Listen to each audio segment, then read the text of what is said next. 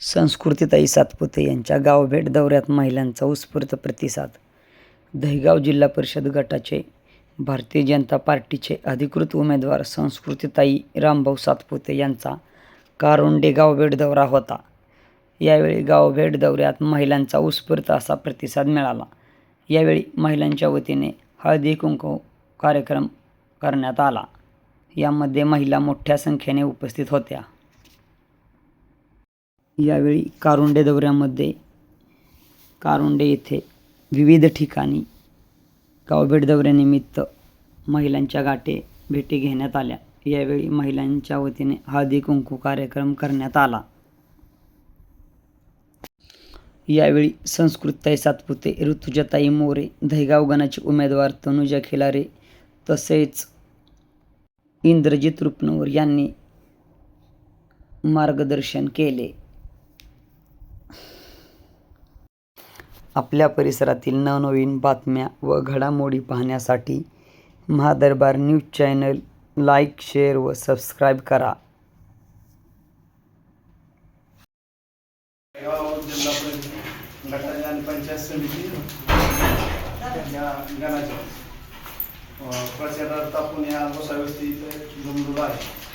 आपल्या जिल्हा परिषद गटाच्या उमेदवार श्री संस्कृतीताई सातपुते सर आणि तनुजा खिलारे ताई हे पंचायत समिती दहिगाव गणाचे उमेदवार आहेत.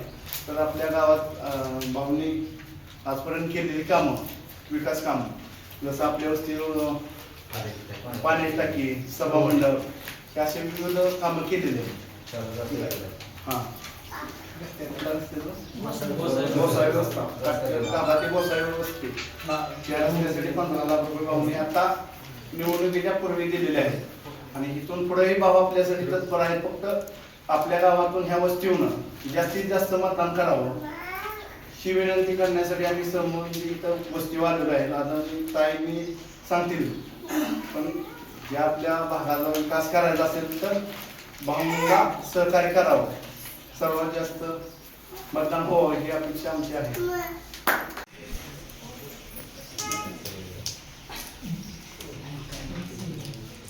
आता आपली जिल्हा परिषदची निवडणूक लागली आहे दहिगाव गटाची. तर दहिगाव गटात आपल्या जिल्हा परिषदसाठी संस्कृतीताई राम सातपुते म्हणजे आपल्या आमदार आहेत ना, त्यांचे हा मिसेस आहेत.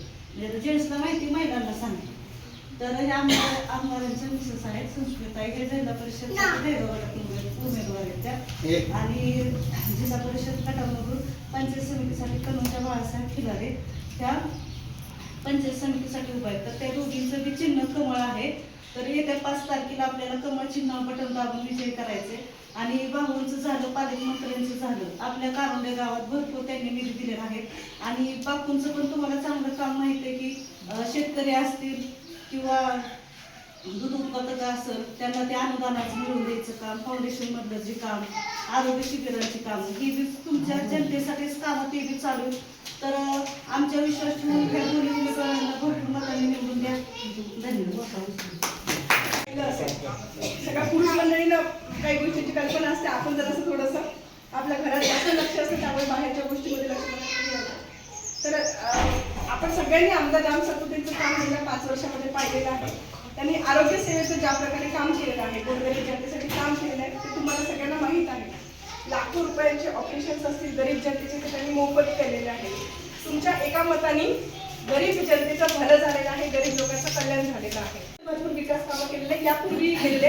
आणि कोणाचा एकही फोन असल्यावर त्याच्या छोट्यातल्या छोट्या समस्येसाठी डीपीचा प्रश्न असेल, लाईटचा प्रश्न असेल, त्यासाठी साहेब स्वतः वैयक्तिक हजर राहतात. आणि हे मी ते स्वतः सांगते, तुम्ही स्वतः सगळ्यांनी अनुभवलंय की नाही? अनुभवलंय ना साहेब? उपलब्ध राहिले की नाही? खरं आहे ना? मग आता तुमची वहिनी, तुमच्या भावाने तुमचं काम केलंय तर तुमची वहिनी आता स्वतः जिल्हा परिषदेसाठी उभी आहे. आणि मला सगळ्या मैत्रिणींना विनंती आहे की तुमच्या बहिणीला आता भरभरून यावेळेस 5 तारखेला मतदान करा. आपल्या सगळ्यांना लाडकी बहीण योजनेचा लाभ मिळालाच असेल.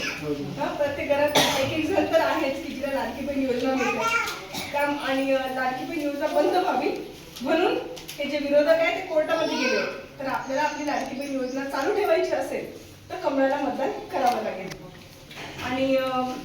आणि तुम्हाला हे पण माहिती आहे की लाडकी बहीण योजनेचे पैसे देखील वाढले. परत योजना चालू राहावी असं वाटते ना? वाटते की बंद व्हावी? चालू ठेवायची की बंद करायची आहे?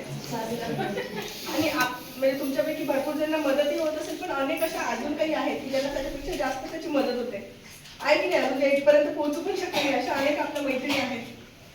आणि स्वतः तुम्हाला सगळ्यांना माहिती आहे की काही पण छोट्या छोट्या अडचणी असल्या, कधी काही आधार कार्ड, रेशन कार्ड अशा काही अडचणी असल्या तर थोडंसं पुरुषांच्या जवळ जरा संकोच होतो.